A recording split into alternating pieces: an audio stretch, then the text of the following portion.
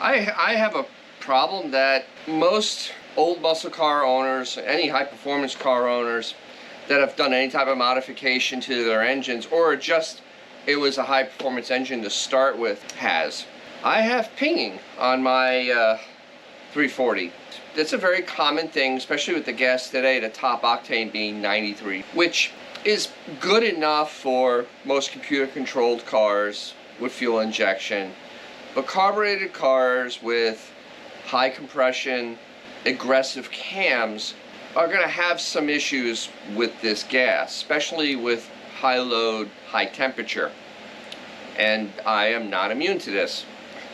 My car has a pretty hot 340. I'll show the specs here. When it's warmer, I mean above 60, which is most of the time in Florida, when I am under full on load, it sounds like a bunch of pennies in a can. So I've been looking for a way to increase the octane, which is not easy these days. And the first thought was to buy race gas and become a chemist, mix it together and try to find an octane like 96, 97 at that point, make it work. Unfortunately, race gas is $10 to $12 a gallon, and I would need several gallons. It ends up becoming completely a non-starter. So then I looked on YouTube for other answers because, you know, hey, on this forum we have a bunch of places to find answers. Nobody really addressed raising octane in their muscle cars. At least I didn't find it. And then especially about using octane boosters, there was not a large sample size of information. So I went and used the Google machine and looked up different octane boosters and trying to find articles, which also is not very easy. A lot of the stuff was like putting it on dynos and increasing horsepower because things are, you know, forced induced, which really isn't what I am looking for. I'm just looking for the engine not to ping and getting 96, 97 octane. And that's where I need to be. And a lot of these things say, oh, we'll add up to 30 points, which is 3 octane, but really not really. And it's just, you dump it in and it kind of works. And I don't find that very assuring, I guess. I kind of settled on Boostane, and Boostane Professional. The reason that I went with this is I'm very analytical, and I saw they have a whole chart. They show the mixing ratios, and it shows all different types of octanes. And I'm going, okay, it looks like they put a little bit of research into this. And this is not an advertisement. I mean, this is me trying to figure out for my car how to keep it from absolutely sound like a box of rocks. So I went and I bought the Boostane Professional 32 ounce.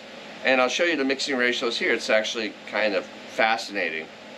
But first, I'm going to read a little disclaimer they have on there because they say it's not street legal. And the reason it's not street legal because it has certain active ingredients, not lead, that the EPA deemed not legal for road use when blended above 103 octane, which means I'm in the very gray area, almost white, of 96, 97. Basically, from what I'm reading, and I'll put like the little statements here, it appears that they basically concentrated the stuff that makes race gas. Because when they refine gasoline, it's the additives into it that changes the octanes, and that's, you know, because you have a base stock and you add things to it.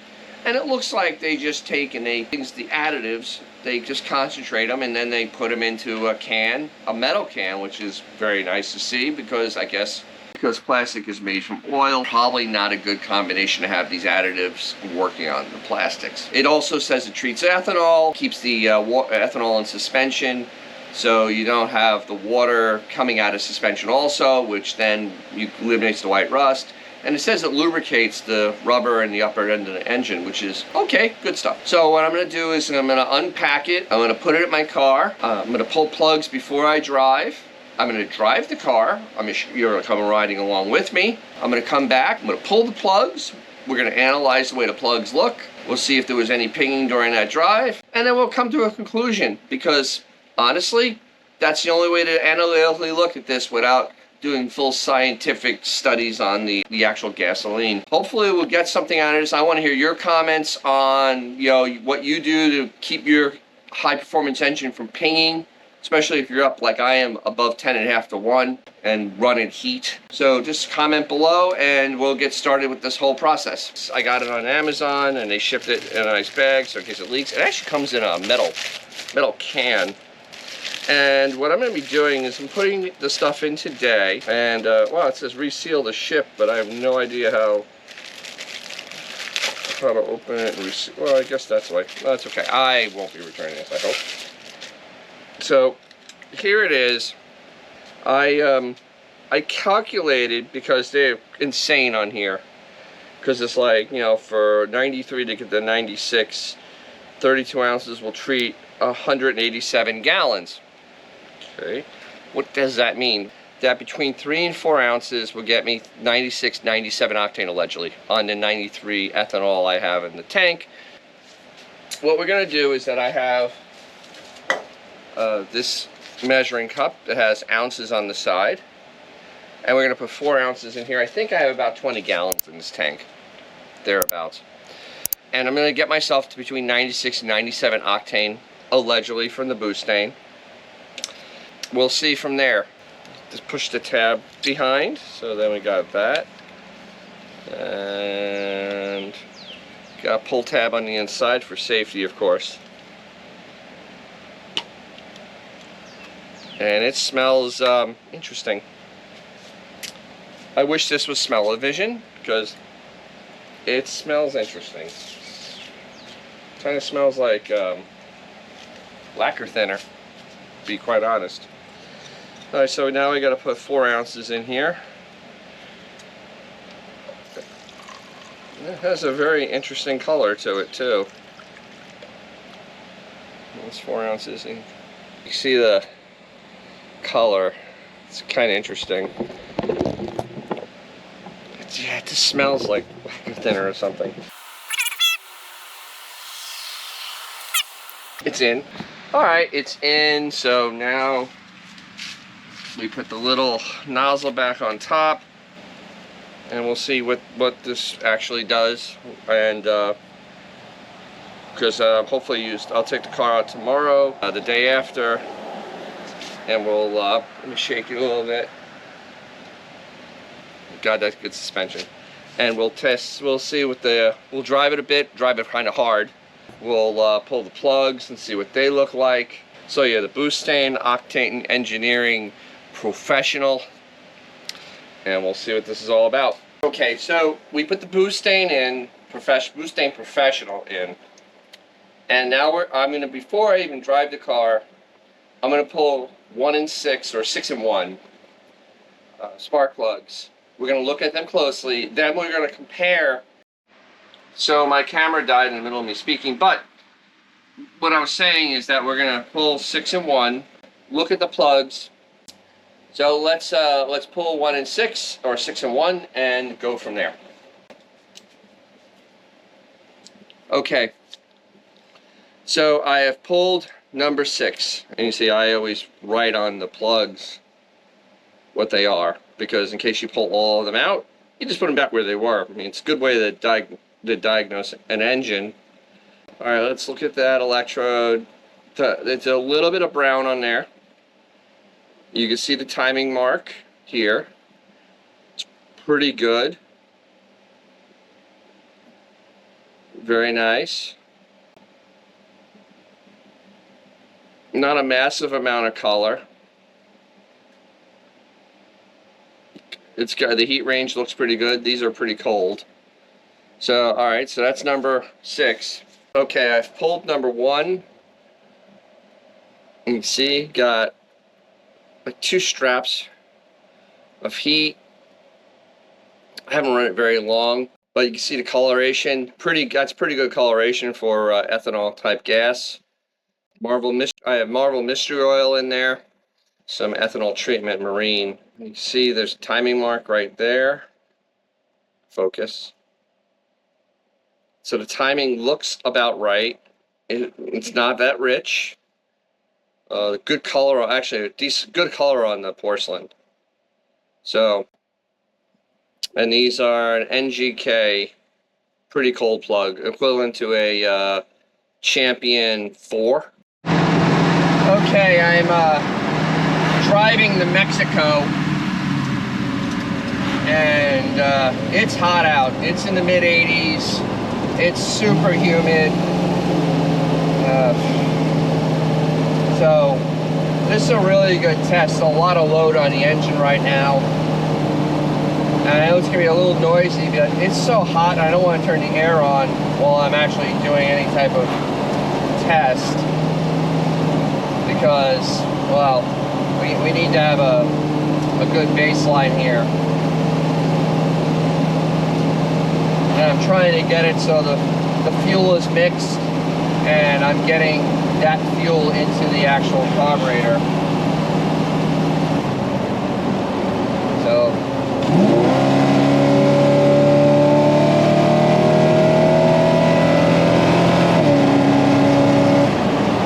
no noticeable pinging under wide open throttle.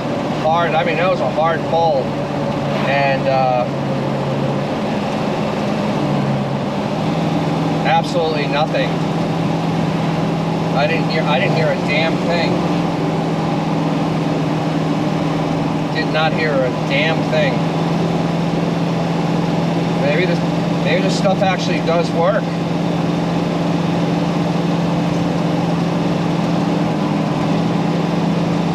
I see a rattling of other stuff. I hope the microphone can pick up the engine sound.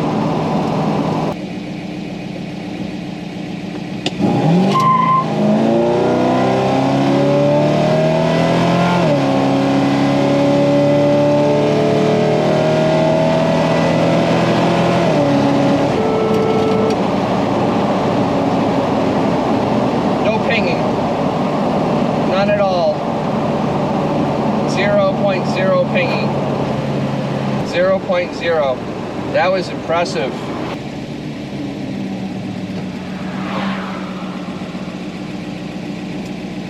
Alright, we'll try this again. Alright, we'll try it again.